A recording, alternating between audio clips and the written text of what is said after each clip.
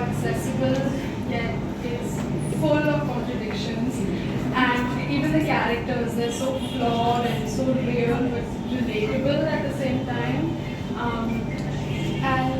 But what I think I loved the most and what resonated with me the most was that at the heart of it, this book is about friendships. And I find myself quite lucky to have a set of friends that hold up a mirror to my imperfections. Some of them are sitting in the audience, which I was quite pleasant. And applause for friends! Yes. But yeah, and also friends that hold my hand during the tough times as well as the good times. And what I find beautiful about friendships is that friendships defy logic. They can come from anywhere. Koel and I are friends. We're not from the same generation.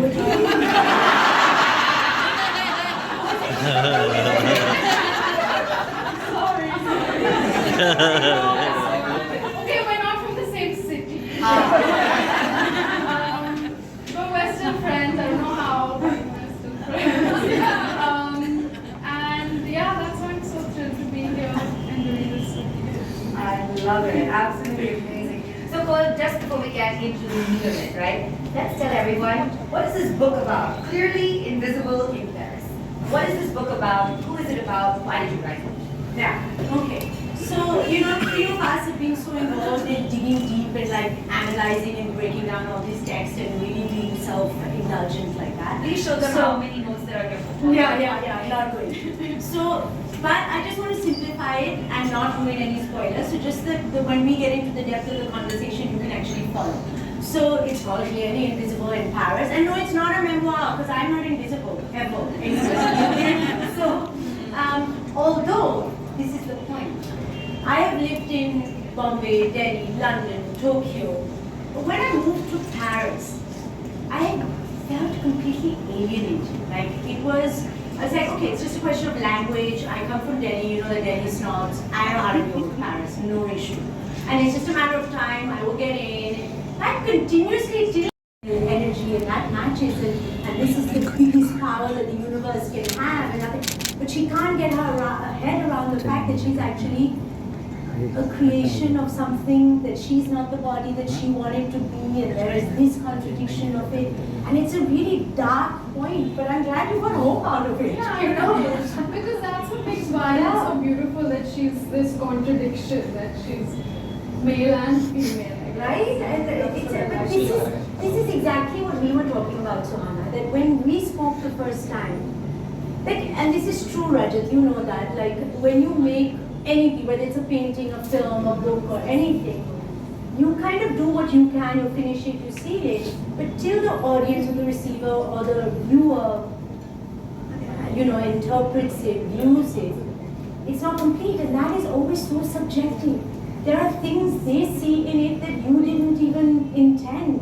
And for me, that has been, I can't tell you the early readers who have read the book and the things they've come up with, and they were like, this, and I was like, I wrote that, like, I didn't read it like that, but yeah, okay, that's fabulous. So, yeah, I can't wait for all of you to read Oh, it's amazing. Yeah. But now it's time for me to tell you the story. And I don't know if you remember this, but in 1995, as I'm dating myself now, I was hired to be a choreographer for a very wealthy birthday party in South Delhi.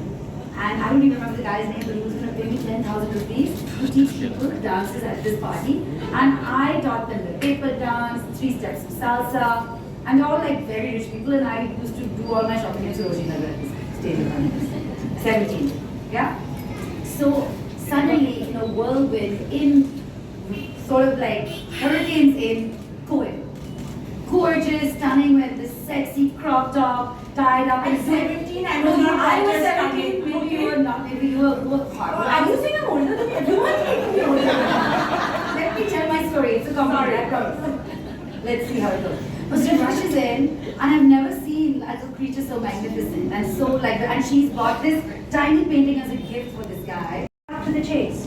And no matter how hard you tried, you could never be invisible. There was always eyes on you. And there was always someone more than ready to dive into your life and impose their assistance. Though she was nothing more than a bonjour to these vendors on most days, today she was sure that they would notice her and her secret. Lovely. literally telling Meghna was a fellow author in the room today. There she is. I was reading out from my phone notes of things that I loved about the book. And here's a paragraph that is so me and so Gen Z, even though I'm a very different generation. Give a context. Okay, I'll give you a context. I'm reading a context of Dasha, who is the stunning 17, 18-year-old Russian model, who's just had the most magnificent evening because she's had the time of her life and she's finally sort of made it. And she's on the other side of the door of Violet. And she feels that, oh, you know, color, culture, shape, planetary origin, and maybe even Neera sort of, they're talking about home and how they don't belong in Paris and how they don't even feel they don't even feel like they belong in their own home, wherever they come from.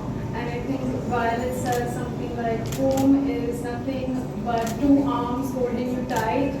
she does know all the words. When you are at your worst, and I think that was such a true statement, because I've studied in the UK and New York as well, and I feel like it wasn't the place, it was more the people that kind of made it home, and the friendships that I made. And you have your own immigrant story about this as well, right? Like I wouldn't say I was really an immigrant at all. outside the story. I was in boarding school, and I went when I was 15 years old. I left home when I was 15. So I think that was very scary, because it was definitely a culture shock. And I think it took me a while to feel at home. And when I did, it was because of the people there and how their friendship and their love made me feel seen when I kind of felt invisible. Koel's gonna cry for sure. I am feeling So yeah, I really resonated with when Violet said that about home feeling like a person more than. You know, one of the things I'd love to know now that we always talk about how these moments change us, you know, somebody's a stranger a whole life and then they become your whole world. So why don't we, just so we acclimatize everyone without any spoilers, tell everyone how these four wonderful women met?